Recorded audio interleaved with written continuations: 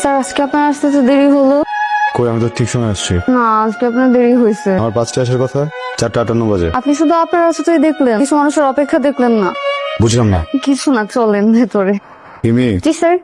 কি? আমি কখন থেকে আপনার জন্য অপেক্ষা করছি, আপনি আসবেন আর আমি আপনাকে দেখবো। Sorry? পরে দেবো। বুঝাও।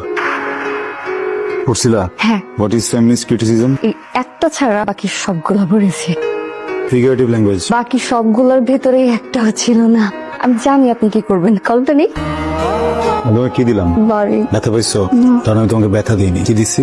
লজ্জা। যেন তুমি একটু লজ্জিত হয়ে ঠিক মতো পড়ো। তুমি সমগ্র শিক্ষার্থীদের মুখে একটা চুনকালি, কলঙ্ক। অনার্সে পড়ো, তার হাতে মার খাও। আমি বিশ্বাস করি লজ্জাটা তোমাকে বহু দূর নিয়ে যাবে। একটু লজ্জিত হও। আমি 2টা প্রশ্ন পারতাম। বলো না কেন? পারলে তো আপনি টাচ করতেন না। স্যার আজকে কত নম্বর পৃষ্ঠা থেকে পড়া ছিল জানেন? আমি তো তোমাকে কখনো পৃষ্ঠা ধরে পড়ানি না, আমি তো চ্যাপ্টার। আজকে পৃষ্ঠা থেকে পড়া ছিল। চ্যাপ্টার। আজকে পৃষ্ঠা থেকে ধরেন না। চ্যাপ্টার। পৃষ্ঠা থেকে ধরেন না আজকে। 200 নম্বর পেজ, 200 নম্বর পৃষ্ঠা। এই সাবজেক্টই পড়াবো আজকে। এই সাবজেক্টে আমি উইক। আমি এই সাবজেক্ট আজকে পড়াবো না তোমাকে, অন্য সাবজেক্ট নাও। এই সাবজেক্টে পড়ান না। বলছি তোমাকে এই সাবজেক্ট পড়াবো না আমি। আমার তো ঘোরা আছে বলতে ভালো লাগতেছে না। এই বইয়ের ভিতরে একটা চিঠি আছে, ওই চিঠিটা আপনি পড়বেন, আর চিঠিটা পড়বেন, পড়ার পর আমাকে জানাবেন। আর যদি আপনি অ্যাভয়েড করেন তাহলে আমি একটা উল্টাপাল্টা কিছু করে ফেলবো। আর হ্যাঁ, আমি আমার মাকেও চিঠি লিখে যাব আর বলবো এই উল্টাপাল্টার পেছনের কারণ আপনি। উকি দিলে না আমি চিঠিটা পড়তে পারবো না, কারণ মানুষের সঙ্গে চিঠি পড়ার অভ্যাসই আমার নাই। আমি এখন বাসায় যাবো, এই চিঠিটা পড়বো, তারপর উত্তর দিব। আমি কি সারা জীবনে ছোট থেকে যাব? কখনো না কখনো তো বড় হব, আমার বিয়ে হবে, আমার বেবি হবে, একটা সময় আমি বুড়ি হব, মরে যাব। দেখেন, 4 লাইনের জীবন লিখতে লিখতে শেষ হয়ে গেল। এই 4 লাইনের জীবন একটা মানুষের স্বপ্ন কি পূরণ হতে পারে না? আমি আপনাকে ভালোবাসি sir, please accept my love. Please আপনি আমার আম্মুকে একটু বলেন, ইতি আপনার হতে পারি বউ।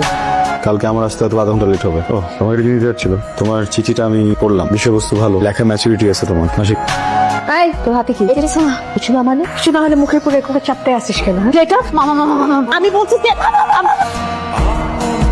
আমার এই একটা মাত্র মেয়ে, ওরে প্রাইভেট পড়ানোর জন্য বাসায় মাস্টার রাখলাম। আমি তো বাড়ি থাকি না, আমার মেয়ে থাকে আর আমার বউ থাকে। এই সুযোগে মাস্টার আমার মেয়েরে প্রপোজ করছে। এটা তো ভাই ক্ষমা করা যাবে না ভাই। মন্ডল চৌধুরী রফিক সাহেব, আপনি এখানে বসছি সমাধানের জন্য, অতএব উত্তেজিত হওয়ার দরকার নাই। আমার তো মান সম্মান সব গেল, এর একটা সমাধান দিয়ে যান আপনারা। চিঠিটায় যা ছেলেটা লিখছে ভালো কিছু লেখে নাই, তবে একটা কথা চিঠিতে লেখা, আপনার মেয়েও কিন্তু ওকে একটা চিঠি দিচ্ছে, সেই জন্য আপনার মেয়েও কিন্তু দোষী।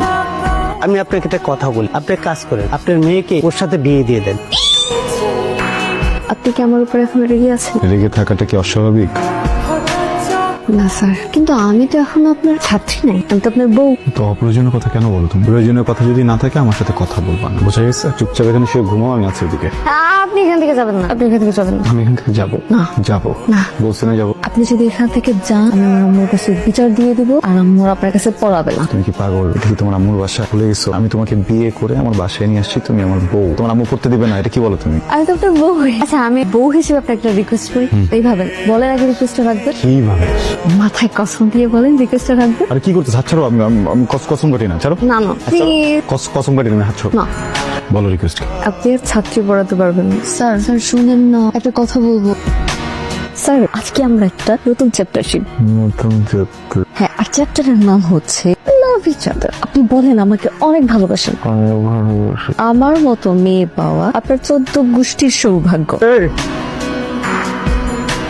ঠিক আছে, তুমি আমার বউ, আমি তোমার হাজব্যান্ড, কিন্তু আমি তো একটা ইন্ডিভিজুয়াল মানুষ, তাই না? তো আমি মানুষটা সারাদিন কাজ করার পরে এসে যখন ঘুমাচ্ছি, তুমি কিন্তু আমার পারমিশন ছাড়া বা আমাকে না জানিয়ে হঠাৎ করে টাচি হতে পারো না।